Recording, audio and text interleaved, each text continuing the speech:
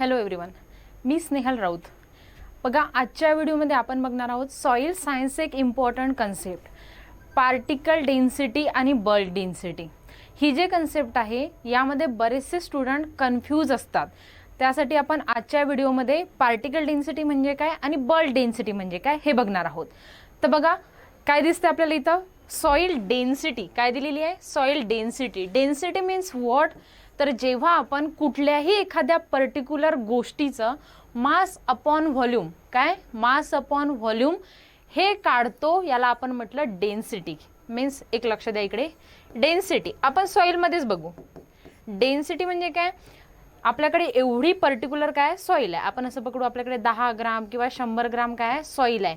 या पर्टिक्युलर सॉईलचं मास किती आणि व्हॉल्यूम किती, या पर्टिक्युलर सॉईलचा मास किती आणि व्हॉल्यूम किती हे जेव्हा आपण डिवाइड बाय करून काढू त्याला म्हणतात सॉईलची डेन्सिटी. काय म्हणतात या कन्सेप्टला, सॉईल डेन्सिटी.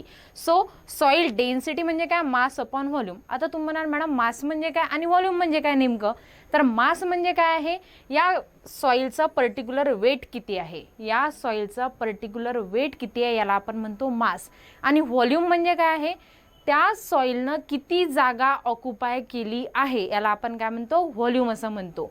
सो मास अपॉन व्हॉल्यूम जेव्हा आपण बघतो तर त्याला आपण म्हणतो सॉईल डेन्सिटी, और कुठल्याही गोष्टीची पर्टिक्युलर डेन्सिटी ज्याच्यामध्ये काय येणार आहे आपलं मास अपॉन व्हॉल्यूम, याला आपण म्हणतो डेन्सिटी.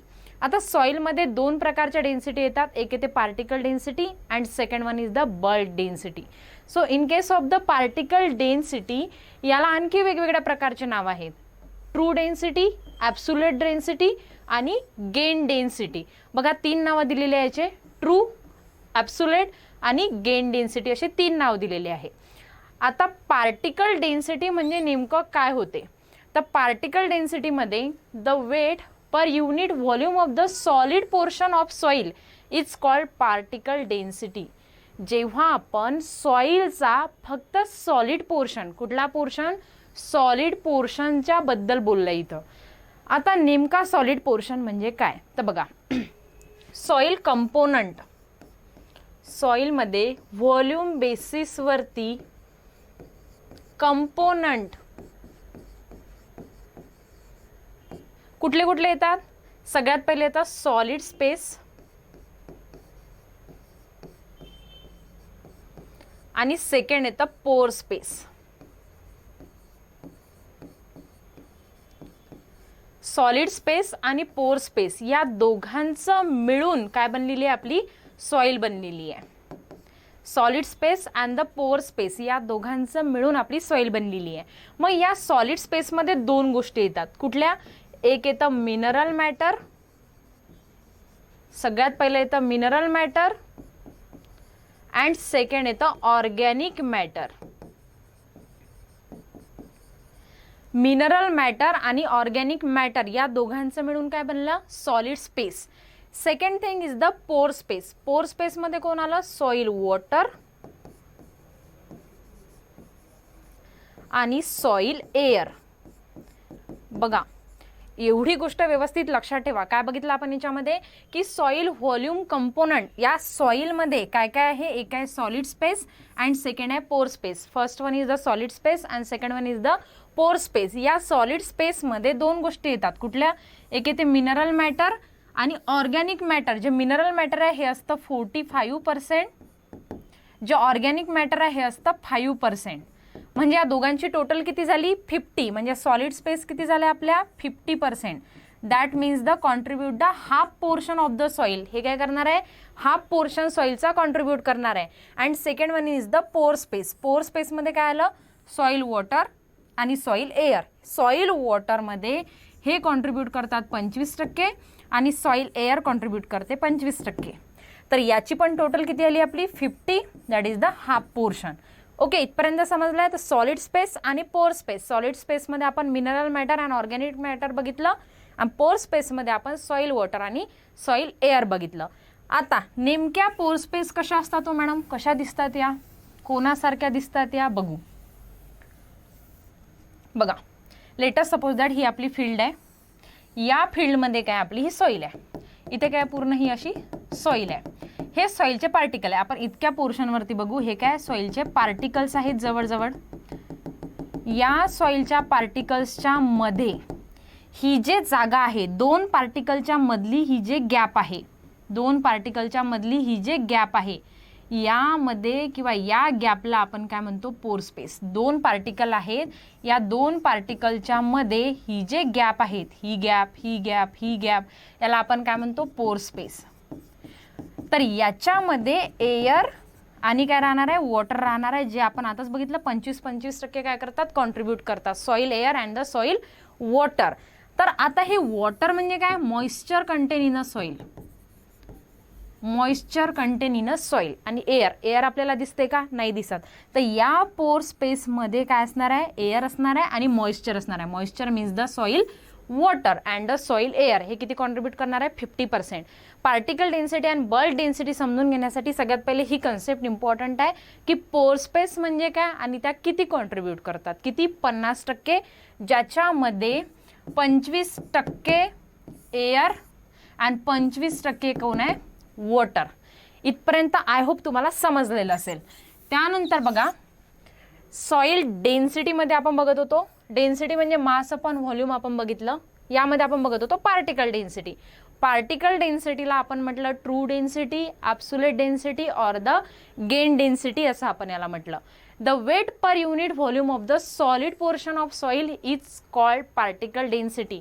म्हणजे इथे फक्त कोणाबद्दल बोललेलं आहे, सॉलिड पोर्शन. इथे पोर स्पेस येणार नाही. यहाँ पे ए पोर स्पेस नहीं आएंगे. यांना इथे काहीच यांची गरज नाही किंवा इथे यांना कोणीच व्हॅल्यू दिलेली नाही. इथे कोण आहे, फक्त सॉलिड पोर्शन आहे. मग जेवढी सॉइल आहे त्या सॉइलचं मास अपॉन व्हॉल्यूम याच्यामध्ये पोर स्पेस येणार नाही. याला आपण काय म्हणतो, पार्टिकल डेन्सिटी, पीडी. काय, पार्टिकल डेन्सिटी और the true density, absolute density और the grain density, that is called as a particle density. आणि ही जे नॉर्मल सॉइलची किती असते, 2.66 ग्राम पर सेंटीमीटर क्यूब. हे काय असते, नॉर्मल सॉइलची पार्टिकल डेन्सिटी आहे. So this is the particle density. Density म्हणजे आपण बघितलं आणि याच्यामध्ये पार्टिकल डेन्सिटी म्हणजे काय होते हे आपल्याला समजलं. Next concept is the bulk density. Next काय, बल्क डेन्सिटी आहे, ज्याच्याला आपण काय म्हटलं, ॲपरंट डेन्सिटी. बल्क डेन्सिटीला आपण काय म्हटलं, ॲपरंट डेन्सिटी. आता याच्यामध्ये बघा, the oven dry weight of a unit volume of the soil inclusive of pore spaces. याच्यामध्ये काय आलं, पोर स्पेस आलं. जेव्हा आपण पार्टिकल डेन्सिटीबद्दल बोललो होतो त्याच्यामध्ये पण मास अपॉन व्हॉल्यूम आलेलं होतं, बट इथे पोर स्पेस आपण पकडले नव्हते. बरोबर, याच्यामध्ये पोर स्पेसला काहीच जागा नव्हती. पण जेव्हा आपण बल्क डेन्सिटीबद्दल बोललो तर बल्क डेन्सिटीमध्ये कोण आलेले आहे, पोर स्पेस आलेले आहे. कोण आलेले आहे, बल्क डेन्सिटीमध्ये मास अपॉन व्हॉल्यूममध्ये कोण आले, पोर स्पेस आले. कौन आया भाई यहाँ पे, तो यहाँ पे आए पोर स्पेस. पोर स्पेस ह्याच्यामध्ये येतात, याला आपण म्हटलं बल्क डेन्सिटी. देन नॉर्मल सॉइलची जे बल्क डेन्सिटी आहे हे किती आहे, 1.33 ग्राम पर सेंटीमीटर क्यूब. किती आहे, 1.33 gram per centimetre cube. This is the bulk density of the normal soil. आता बघा, पार्टिकल डेन्सिटीच्या वेळेस आपण बघितलं होतं 2.66 होती आणि बल्क डेन्सिटी किती आहे आपली, 1.33. Now the question is why this value is half of the this value. 2.66 पेक्षा 1.33 कशी काय आपोआप अर्धी किंमत आली किंवा हाफ कसं काय आलं, हे हाफ कसं काय आलं. तर बघा, याच्यासाठी एक कन्सेप्ट बघू आपण. सगळ्यात पहिले लक्षात द्या, आता इकडे पार्टिकल डेन्सिटीमध्ये पोर स्पेस नसतात, बल्क डेन्सिटीमध्ये पोर स्पेस असतात. मग जेव्हा आपण बल्क डेन्सिटीमध्ये पोर स्पेस घेतोय, बल्क डेन्सिटीमध्ये आपण काय करतोय, पोर स्पेस घेतोय, तर मास अपॉन व्हॉल्यूममध्ये मास जे आहे ते कॉन्स्टंट राहील, पण व्हॉल्यूम जो आहे हा इन्क्रीज होईल. कशामध्ये, बल्क डेन्सिटीमध्ये. व्हाय इन्क्रीज होईल, कारण या व्हॉल्यूममध्ये लेटेस्ट सपोज दॅट, व्यवस्थित लक्ष द्या पुढचे 2 मिनिट, पार्टिकल डेन्सिटी आणि बल्क डेन्सिटीमध्ये काय डिफरन्स आहे. या पार्टिकल डेन्सिटीमध्ये आपण पोर स्पेस पकडलेले नाही, म्हणजे जेवढा सॉलिड पोर्शन होता त्याचाच मास आणि त्याचाच व्हॉल्यूम. पार्टिकल डेन्सिटीमध्ये पोर स्पेस पकडले नाही, म्हणून ज्याचं जेवढं मास आहे त्या सॉइलचं आणि त्याचाच व्हॉल्यूम. पण in case of the bulk density, जेव्हा आपण बल्क डेन्सिटीबद्दल बोलतोय तर यामध्ये मास अपॉन व्हॉल्यूममध्ये, इथे व्हॉल्यूममध्ये आता सॉइल वॉटर, या बल्क डेन्सिटीमध्ये काय पोर स्पेस आहे, मग या पोर स्पेसमध्ये सॉइल वॉटर आणि आणखी काय आलं सॉइल एअर. आता मला सांगा, हे जे सॉइल वॉटर आहे हे काय मॉइश्चर. आता याला पण वेट नाही, याला पण वेट नाही. वेट म्हणजे काय झालं मास. आणि या सॉइल एअरला सुद्धा काय नाही वेट नाही. याला पण वेट नाही, याला पण वेट नाही. मग या दोन्ही याला काय आहे फक्त व्हॉल्यूम. याला काय आहे फक्त व्हॉल्यूम आहे. म्हणजे जेव्हा आपण बल्क डेन्सिटीबद्दल बोलू तेव्हा काय करायचं आपल्याला, बल्क डेन्सिटीबद्दल जेव्हा आपण बोलू तेव्हा हा व्हॉल्यूम काय होईल इन्क्रीज होईल. काय होईल व्हॉल्यूम इन्क्रीज होईल. त्याच्यामुळं जे आन्सर आहे हे कसं आलं कमी आलं. किती आलं 1.33. नाही समजलं मॅडम तरी डिटेलमध्ये मी सांगते बघा. नाही समजलं मी सांगते. नाही समजलं बघा. आता काय झालं, आपण पार्टिकल डेन्सिटी बल्क डेन्सिटी बघितली. जेव्हा आपण एखादी संख्या आहे, लेटस सपोज दॅट 100 आहे, या 100ला आपण डिवाइड केलं 25ने, आन्सर किती येईल आपलं 4. किती येईल आन्सर 4. या 100ला जेव्हा आपण डिवाइड करू 20ने, आन्सर किती येणार आहे आपलं 5. किती येणार आहे 5 येणार आहे. 100च व्हॅल्यू आहे, पण आपण याला छोट्या संख्येने डिवाइड केलं. काय केलं आपण याला लहान संख्येने जर आपण याला डिवाइड केलं तर आन्सर मोठं आलं.